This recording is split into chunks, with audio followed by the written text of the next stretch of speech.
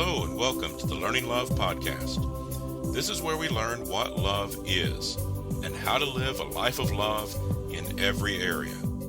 My name is Dr. Mark A. Hicks, author of the book Learning Love. Love can be practical, tangible, and a realistic life for everyone, regardless of your relationship experiences so far. So thank you for joining me as we spend some time learning love.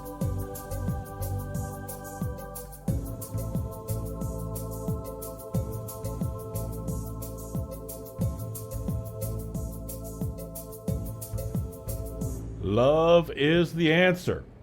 Now all we have to do is explore all the questions. And today's question is, what about closure? Part of the journey of love is dealing with heartbreak. It's not what we want to think about, but the reality is sometimes people we love will pass away. Grandparents, parents, maybe a spouse, and God forbid, even children sometimes die and leave us with that heartbreak. Or maybe the passing of a close friend. Someone that means something to you leaves this temporary world we live in. And it's heartbreaking. It's something we have to deal with. But that's not the only kind of heartbreak we deal with in the journey of love. It can be a divorce, breaking up with your romantic partner. Maybe there's been betrayal in a friendship and that friendship comes to an end. When relationships end, it's going to hurt. And it causes us to seek that sense of closure. How do we wrap this into a place where we get our minds around it, where we deal with it, and we can come to a sense of closure that we've dealt with it, we've put it behind us, and we move on with our life? That kind of thing can also come from losing a job, whether it's being laid off or maybe you left the job voluntarily, but you didn't want to. Or maybe you felt like you had to because it was a bad circumstance, but you were hoping for so much more from that job. And there's some hard feelings about leaving, even though it was your choice. All of these things lead us to a place where we seek closure, where we want to have a sense of peace about the decision or the circumstance or what happened in our life. We can wrap this up in a way that we feel okay about moving on with our life. It's never okay that these things happened, but we want to be able to move on with our life in a healthy and happy way. Now, some of these things can happen relatively easy. If we have a beloved grandparent who passed away at the age of 97 after a wonderful, fulfilling life, okay, it's very sad that they passed away. We'll have a sense of loss, but getting our minds around that loss is relatively easy because it's natural. We understand from a young age that's a natural part of life. It's something we all have to deal with. But when it's someone who is closer to us in age, or if it's someone younger than us, or if someone passes away at a young age or under tragic circumstances, we're left with that question of why. Why did they have to die so young? Why did this have to happen?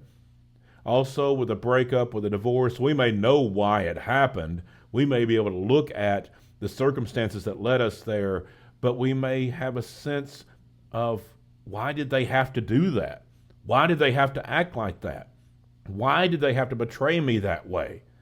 And there is that desire, again, for closure, for being able to come to grips with everything that happened, get our minds around it, have a sense of peace about it. Not that it's okay that it happened, not that we like that it happened, but we are able to move on from that point because we have found closure. Well, this is a big topic. When we're talking about death and breakups and grief and job loss and all of these different topics, it's a big topic, and I'm not going to be able to cover everything in one short podcast, but we can talk about a couple of important aspects that can give you a sense of what closure is and how to get it. So we're going to talk about a couple of very important things today. We're going to talk about what closure is and how to realistically find a sense of closure. Sometimes we struggle to get it because we're not being realistic, because we don't have a clear sense of what it is we're actually trying to find. And so we're going to talk about the realistic path to closure. And then we're going to talk about the need for specifics. Sometimes we use that word closure, I'm looking for closure, and we have no idea what it really means. What is it that we're really looking for specifically when we say that? We want the feeling of closure, but we don't really know how to go about getting it because we're not being specific in what we want. And we're going to talk about how to get more specific, how to hone in on exactly what you're looking for in order to get the closure that you want in that situation. So again, it's a big topic. It's an important topic.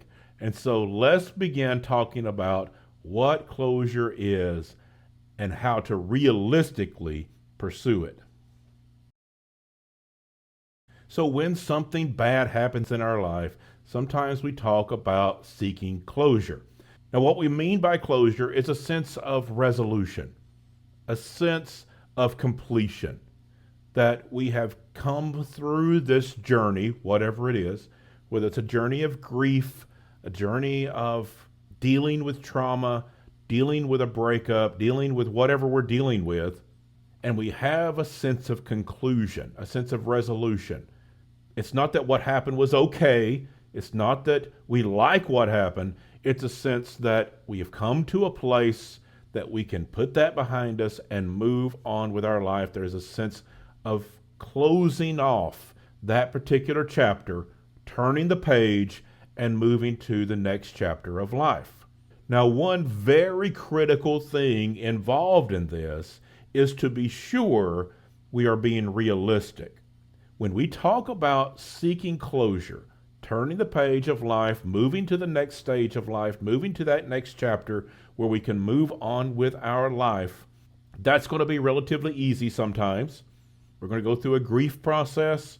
We're going to go through some turmoil, but there are certain things in life we can put behind us. As I mentioned earlier, if it is a death of a loved one, but that death is natural at an old age, after they lived a long, happy, fulfilling life, it's easier to come to grips with that, turn the page of life, realize that their time on earth is done, and that's okay. It's sad. We miss them, but that's natural part of life, and we can move on with our life with a sense of closure from that. But it's much more difficult when it's an unnatural loss, the death of a child, the death of a spouse at a young age. It's much more difficult when we are going through a dramatic breakup, a divorce, or breaking up with a long-time partner, the betrayal of a best friend who you loved as family. These types of situations send us into turmoil. They send us into a traumatic place in life, and we need to be very realistic about that sense of closure. Yes, we can come to a place we can move on with our life, that we can go on to a happy and healthy life from that point. We can recover from that trauma, but it's important to understand some things in life are going to change our life. Some things will never fully heal, and that's okay. The way I often phrase this is some things in life are so painful that it leaves a hole in our heart. But you can live a really good life with a hole in your heart. The key is to be realistic. If you have been through some trauma, some traumatic event, some unnatural loss, or if you've been through betrayal from someone you dearly loved, these things are going to leave emotional scars. Some things will be so painful, it's like we have a hole in our heart. But you can live a really good life with a hole in your heart. And that's the sense of closure we have to look for. We have to understand that some wounds will never fully heal. If you have a child who passes away, you will always have a sense of loss from losing that child. And why would you want anything different? Of course, there's going to be a sense of loss. You never want to get to a place as a parent that you would say, well, that's okay. Of course, it's not okay. We're not going to be okay with that. There is always going to have a sense of loss. You're going to have a hole in your heart for the rest of your life. And that is going to be that place of honor for the child that you lost. But while you carry that hole in your heart for the rest of your life, you can heal to the place that you live a good life with a hole in your heart. Let me give you an analogy. Let's imagine someone lost an arm in an industrial accident. Life's never the same. They are not going to have that arm grow back. Life will always be different, but people can go on and do go on to live a happy, healthy, thriving life without that arm. It takes help. It takes learning new skills. It takes physical therapy, maybe learning to use a prosthesis. It takes a lot of time and effort, but you can go on to live a great life without that arm. The same is true in our emotional health. You can live a really good life with a hole in your heart. So if you've been through a traumatic breakup, you've been through a divorce, you have lost someone who is dear to you to death in a way that is tragic and heartbreaking. Let's be realistic when we talk about closure. We are never going to fully close that wound, but that does not mean our life is over or ruined.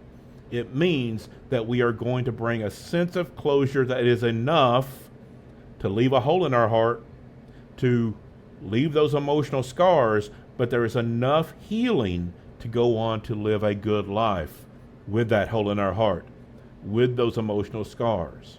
So when we talk about closure, we're talking about realistic closure, coming to grips with it enough to go on to a happy, healthy life, but understanding there is not full, complete closure. There is not complete healing where it's somehow okay.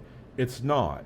There's going to be new life that will never be the same, but that new life can also be a good life. Realistic closure is healing enough to go on to live a good life with a hole in your heart. Now, once we understand that, we can start to look for realistic closure as we look to living that good life despite the emotional scars of life, despite the tragedies, the hardships, the difficulties that take place. We look to live that good, healthy, happy, thriving life, even with those emotional scars. And in order to do that, we need to be very specific about where we're trying to get to in our sense of closure. Let's use an example of someone going through a breakup, and they say, I just want to get closure. I want to talk to them about what happened. I want to talk to them about why they betrayed me or why our relationship went bad. And I want to talk to them because I want this sense of closure. Okay, that's fair. That's a good thing to want to achieve. However, ask yourself this question. What are they going to say, theoretically, that would help? What could they say that you would walk away from that conversation feeling like you have the closure you're looking for? Let's imagine there's a couple and one of them was unfaithful. They're going through a divorce because one of the partners was unfaithful. And the partner that was cheated on says, I need to talk to them. I want to know what happened. Why did they do this? Why did they treat me like this? Why did they betray our love, our marriage, our commitment? Okay, that's a reasonable thing to want, but again, ask yourself in that conversation, just imagine, what could they theoretically say that you would walk away saying, okay, now I get it. I understand why they cheated on me. I don't like it, but I get it, and now I can move on. It's very likely that even in the most theoretical, most imaginary conversations, there is no words they could say that would do that. Especially if you are early on in the grief process, you are early on in dealing with this, there is almost nothing a person could say where you would be appeased, calmed, and have a sense of, well, that conversation went well.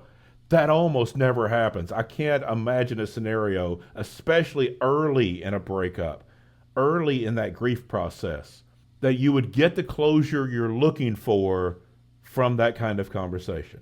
So be specific. What is it you're wanting? Are you wanting them to give you a reason for what they did that makes you feel better? Are you really going to feel better no matter what the reason was? Is there an excuse they could give you that you would accept and walk away feeling like, oh, now I get it? Probably not.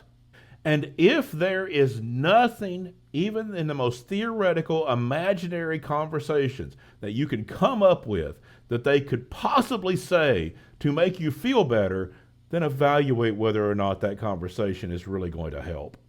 I'm not saying you can't have conversations, that's up to you, but understand if your motivation for that conversation is to try to get closure, what would bring it?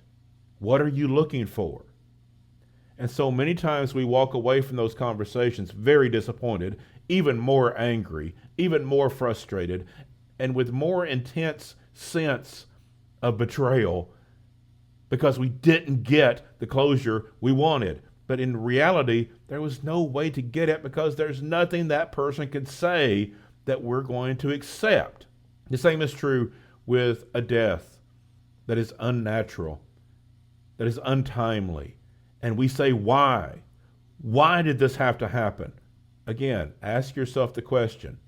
If you could speak to the angels, if you could speak directly to God, not in a sense of prayer, but I mean words out loud. You could stand before God and use out loud words and hear an audible answer from God. What would make it okay if your child died?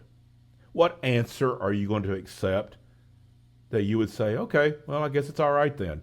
There's nothing that would make that all right. And so don't torture yourself with the question of why. Don't torture yourself wanting someone to give you a reason so that you can get closure. Be specific on what you're looking for, and if what you're looking for is impossible, then don't put yourself through that frustration.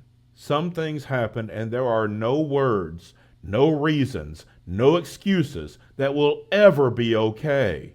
And when that's the case, understand that you're just torturing yourself, leading yourself to more frustration when you start seeking things that are impossible. So be specific. What closure are you looking for? Maybe you're wanting an apology. That might be possible. You might, in a conversation with someone who betrayed you, be able to get an apology. That doesn't mean you restore the relationship. The relationship might be over. The divorce might be happening. But maybe you would just like to hear the words, I'm sorry.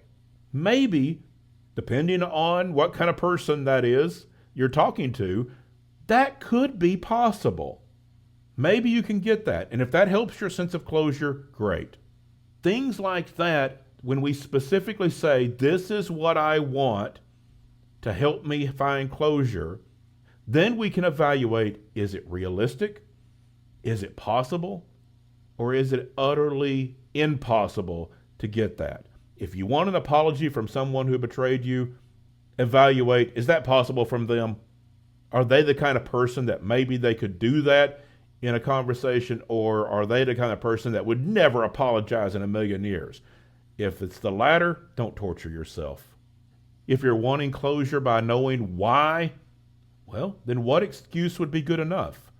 What answer to the question of why would make you feel better?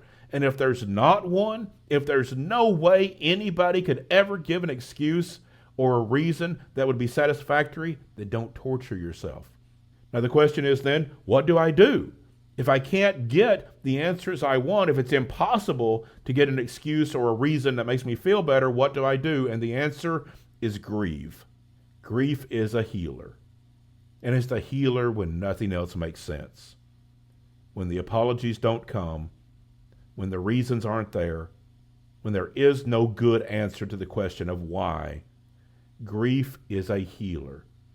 And it will bring, eventually, that sense of closure, that place that we can accept what happened, even though we don't like it, and we will always have a hole in our heart. We'll always have the emotional scars, but we can move on to a good life. You can live a really good life with a hole in your heart. We're going to keep coming back to that. So evaluate specifically, what is it you're looking for when you say, I want closure? Is it possible?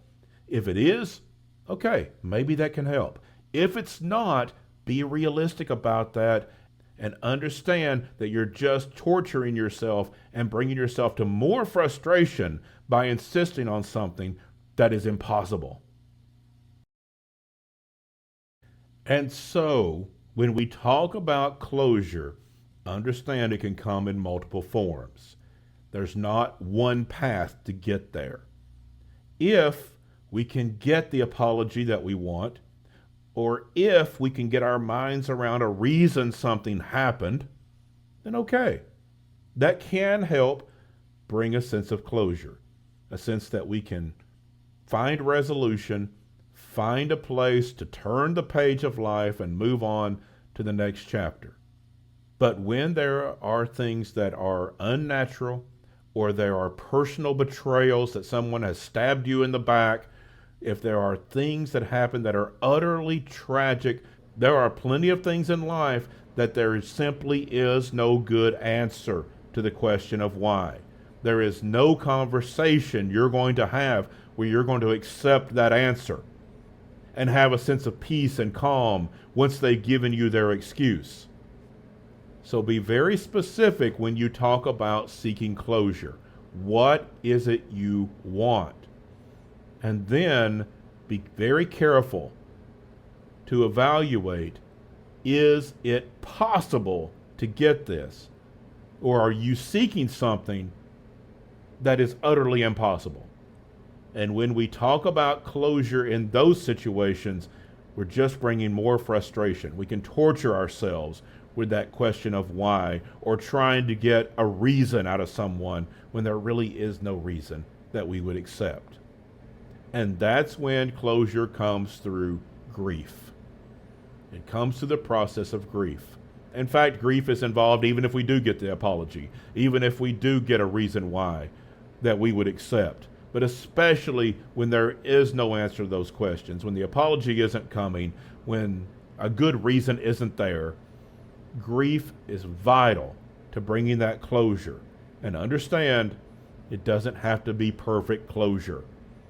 We'll have scars, we'll have a hole in our heart, but we can heal enough to live a good life with a hole in our heart. And as always, get help, get counseling, get a coach, find a therapist to help you through that process. I always say that, and I always will.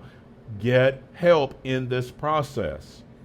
You can go on to a happy, healthy, thriving life because you find not perfect closure, but you find enough healing to live that good life anyway. Thank you for joining me on the Learning Love podcast. If you're ready to live your life of love, visit my website, markahicks.com, to get my free ebook, The 5 Components of Love. And coming in 2025, my new book from Morgan James Publishing, Learning Love, Building a Life That Matters and Healthy Relationships That Last. Pre-orders will be available soon. And remember, love is the answer. Now all we have to do is explore all the questions. Love well, everyone.